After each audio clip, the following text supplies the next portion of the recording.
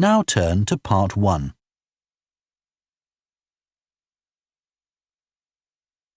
Part 1. You will hear a man phoning the owner of a holiday cottage. First, you have some time to look at questions 1 to 6.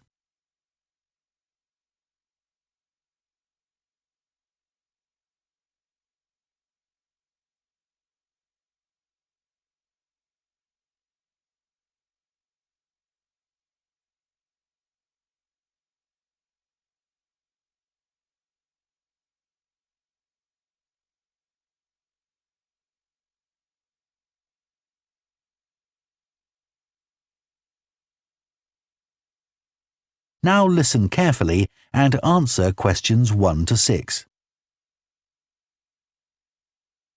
Hello? Oh, hello. I was hoping to speak to Jack Fitzgerald about renting a cottage. I'm his wife Shirley and we own the cottages together, so I'm sure I can help you. Great. My name's Tom. Some friends of ours rented Granary Cottage from you last year and they thought it was great. So my wife and I are hoping to come in May for a week. What date did you have in mind? The week beginning the 14th, if possible. I'll just check. I'm sorry, Tom, it's already booked that week. It's free the week beginning the 28th, though, for 7 nights. In fact, that's the only time you could have it in May. Oh, well, we could manage that, I think. We'd just need to change a couple of things. How much would it cost? That's the beginning of high season, so it'd be £550 for the week. Ah, that's a bit more than we wanted to pay, I'm afraid. We've budgeted up to £500 for accommodation. Well, we've just finished converting another building into a cottage, which we're calling Cherville Cottage. Sorry, what was that again? Cherville. C-H-E-R-V for Victor, I-L. Oh, that's a herb, isn't it? That's right. It grows fairly wild around here. You could have that for the week you want for £480. OK, so could you tell me something about it, please? Of course. The building was built as a garage. It's a little smaller than Granary Cottage. So that must sleep 2 people as well. That's right. There's a double bedroom. Does it have a garden? Yes, you get to it from the living room through French doors, and we provide 2 deck chairs. We hope to build a patio in the near future, but I wouldn't like to guarantee it'll be finished by May. OK. The front door opens onto the old farmyard, and parking isn't a problem. There's plenty of room at the front for that. There are some trees and potted plants there. Before you hear the rest of the conversation, you have some time to look at questions 7 to 10.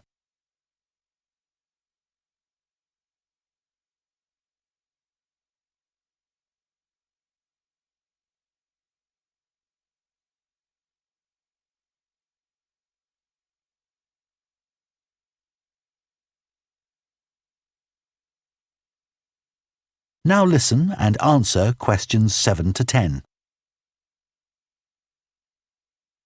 What about facilities in the cottage? It has standard things like a cooker and fridge, I presume.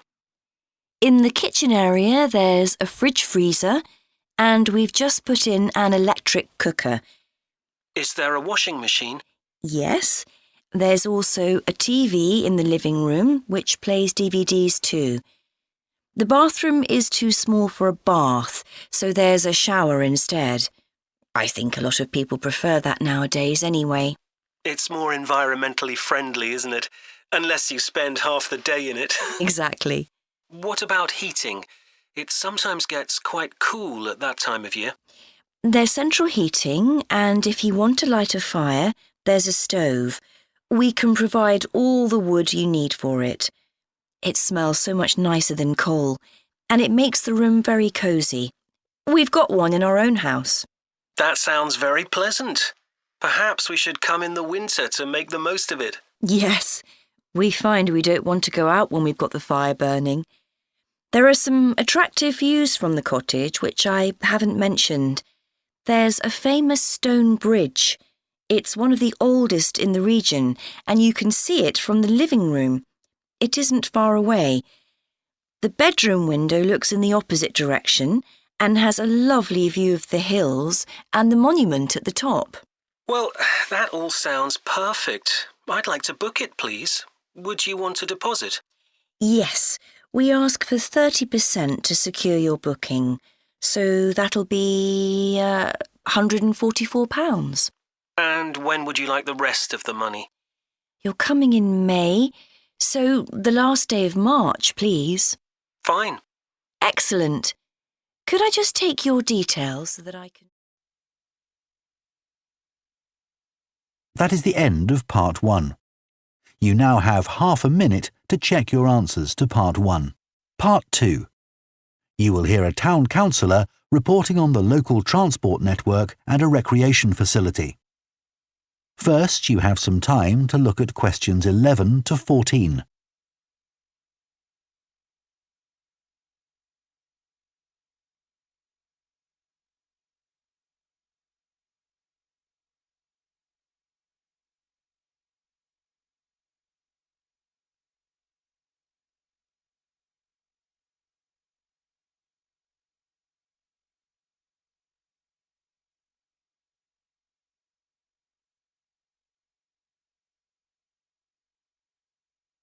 Now listen carefully and answer questions 11 to 14. Right, next on the agenda we have traffic and highways. Councillor Thornton. Thank you. Well, we now have the results of the survey carried out last month about traffic and road transport in the town. People were generally satisfied with the state of the roads. There were 1 or 2 complaints about potholes, which will be addressed, but a significant number of people complained about the increasing number of heavy vehicles using our local roads to avoid traffic elsewhere. We'd expected more complaints by commuters about the reduction in the train service, but it doesn't seem to have affected people too much. The cycle path that runs alongside the river is very well used by both cyclists and pedestrians since the surface was improved last year, but overtaking can be a problem, so we're going to add a bit on the side to make it wider. At some stage, we'd like to extend the path so that it goes all the way through the town, but that won't be happening in the immediate future. The plans to have a pedestrian crossing next to the post office have unfortunately had to be put on hold for the time being. We'd budgeted for this to be done this financial year, but then there were rumours that the post office was going to move, which would have meant there wasn't really a need for a crossing. Now they've confirmed that they're staying where they are, but the Highways Department have told us that it would be dangerous to have a pedestrian crossing where we'd originally planned it, as there's a bend in the road there, so that'll need some more thought. On Station Road, near the station and level crossing, drivers can face quite long waits if the level crossing's closed, and we've now got signs up requesting them not to leave their engines running at that time. This means pedestrians waiting on the pavement to cross the railway line don't have to breathe in car fumes. We've had some problems with cyclists leaving their bikes chained to the railings outside the ticket office, but the station has agreed to provide bike racks there. Before you hear the rest of the talk, you have some time to look at questions 15 to 20.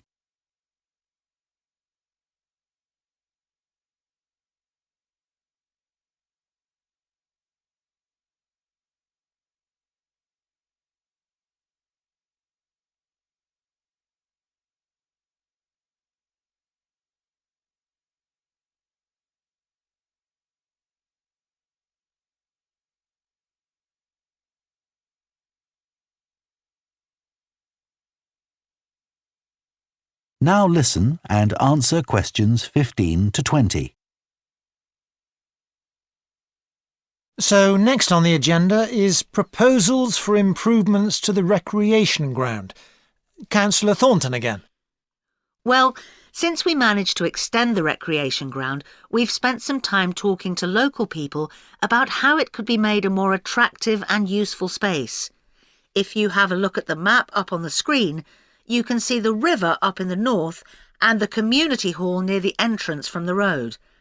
At present, cars can park between the community hall and that line of trees to the east, but this is quite dangerous for pedestrians, so we're suggesting a new car park on the opposite side of the community hall, right next to it.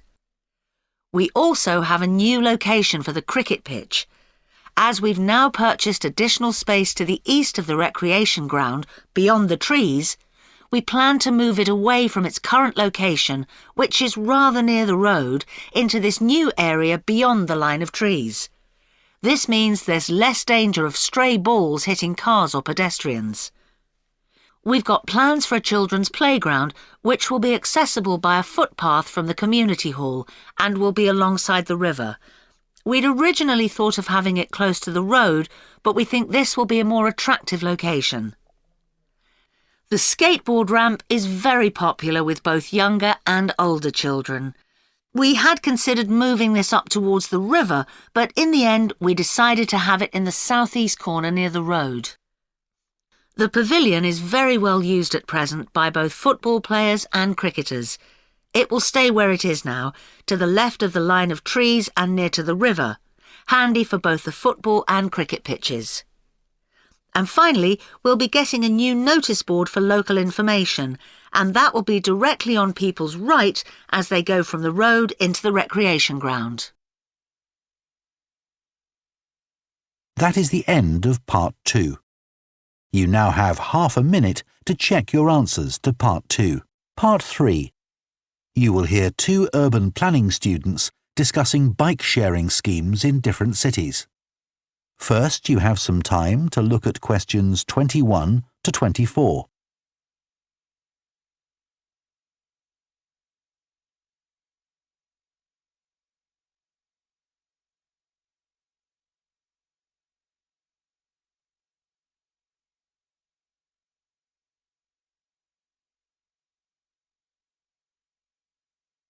Now listen carefully and answer questions 21 to 24. Now that we've done all the research into bike-sharing schemes in cities around the world, we need to think about how we're going to organise our report. Right. I think we should start by talking about the benefits. I mean, it's great that so many cities have introduced these schemes where anyone can pick up a bike from dozens of different locations and hire it for a few hours. It makes riding a bike very convenient for people. Yes, but the costs can add up, and that puts people on low incomes off in some places. I suppose so. But if it means more people in general are cycling rather than driving, then because they're increasing the amount of physical activity they do, it's good for their health. OK, but isn't that of less importance? I mean, doesn't the impact of reduced emissions on air pollution have a more significant effect on people's health? Certainly in some cities, bike sharing has made a big contribution to that, and also helped to cut the number of cars on the road significantly. Which is the main point. Exactly. But I'd say it's had less of an impact on noise pollution because there are still loads of buses and lorries around. Right. Shall we quickly discuss the recommendations we're going to make? In order to ensure bike-sharing schemes are successful? Yes. OK. Well, while I think it's nice to have really state-of-the-art bikes with things like GPS, I wouldn't say they're absolutely necessary. But some technical things are really important, like a fully functional app, so people can make payments and book bikes easily. Places which haven't invested in that have really struggled. Good point. Some people say there shouldn't be competing companies offering separate bike-sharing schemes, but in some really big cities, competition's beneficial. And anyway, one company might not be able to manage the whole thing. Right. Deciding how much to invest is a big question. Cities which have opened loads of new bike lanes at the same time as introducing bike-sharing schemes have generally been more successful. But there are examples of successful schemes where this hasn't happened. What does matter, though, is having a big publicity campaign. Definitely. If people don't know how to use the scheme or don't understand its benefits, they won't use it. People need a lot of persuasion to stop using their cars. Before you hear the rest of the discussion, you have some time to look at questions 25 to 30.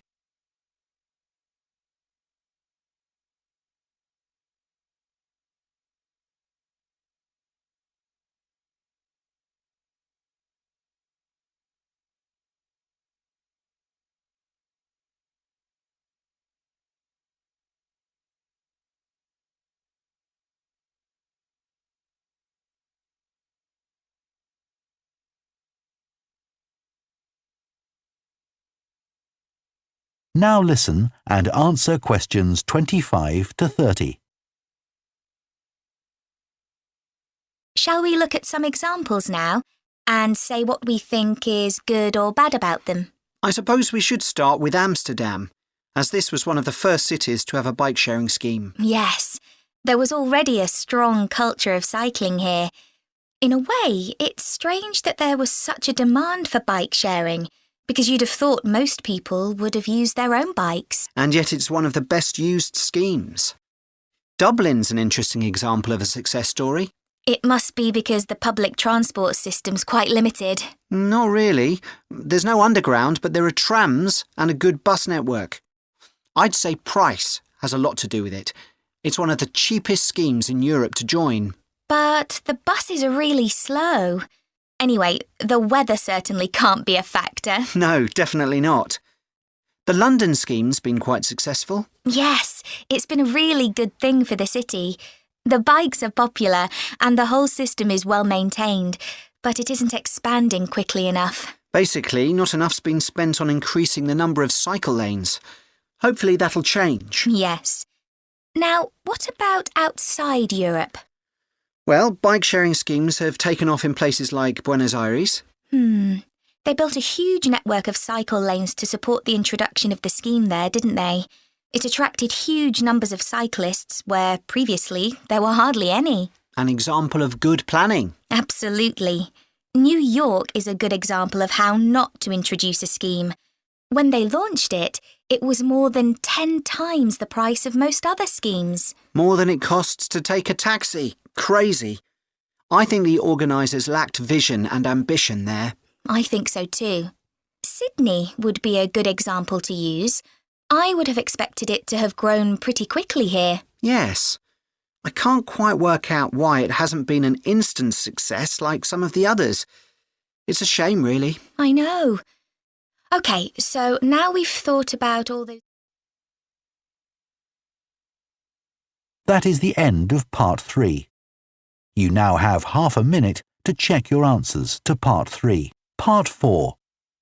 You will hear part of an environmental science lecture about a large bird called the dodo, which is now extinct. First, you have some time to look at questions 31 to 40.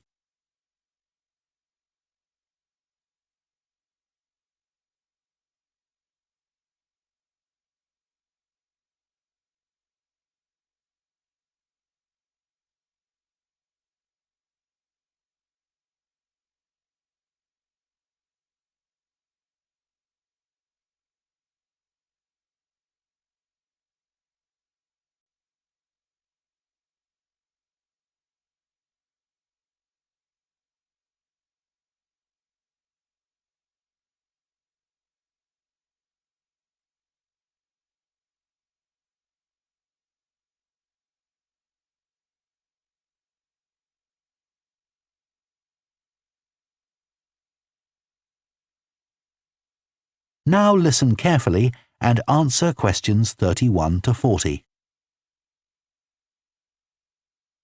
One of the most famous cases of extinction is that of a bird known as the dodo. In fact, there's even a saying in English, as dead as the dodo, used to refer to something which no longer exists. But for many centuries, the dodo was alive and well, although it could only be found in one place, the island of Mauritius in the Indian Ocean. It was a very large bird, about 1 metre tall, and over the centuries it had lost the ability to fly, but it survived happily under the trees that covered the island. Then, in the year 1507, the first Portuguese ships stopped at the island. The sailors were carrying spices back to Europe and found the island a convenient stopping place where they could stock up with food and water for the rest of the voyage, but they didn't settle on Mauritius. However, in 1638, the Dutch arrived and set up a colony there. These first human inhabitants of the island found the dodo birds a convenient source of meat, although not everyone liked the taste. It's hard to get an accurate description of what the dodo actually looked like. We do have some written records from sailors and a few pictures, but we don't know how reliable these are. The best-known picture is a Dutch painting in which the bird appears to be extremely fat, but this may not be accurate. An Indian painting done at the same time shows a much thinner bird. Although attempts were made to preserve the bodies of some of the birds, no complete specimen survives. In the early 17th century, 4 dried parts of a bird were known to exist. Of these, 3 have disappeared, so only one example of soft tissue from the dodo survives, a dodo head. Bones have also been found, but there's only one complete skeleton in existence.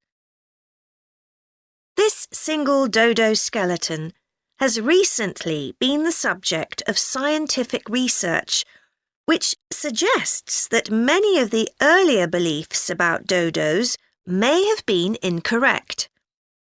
For example, early accounts of the birds mention how slow and clumsy it was, but scientists now believe the bird's strong knee joints would have made it capable of movement which was not slow, but actually quite fast. In fact, one 17th century sailor wrote that he found the birds hard to catch. It's true that the dodo's small wings wouldn't have allowed it to leave the ground, but the scientists suggest that these were probably employed for balance while going over uneven ground. Another group of scientists carried out analysis of the dodo's skull.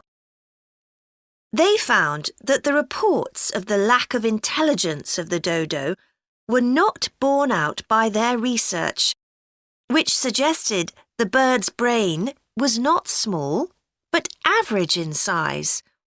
In fact, in relation to its body size, it was similar to that of the pigeon, which is known to be a highly intelligent bird. The researchers also found that the structure of the bird's skull suggested that one sense which was particularly well developed was that of smell. So the dodo may also have been particularly good at locating ripe fruit and other food in the island's thick vegetation.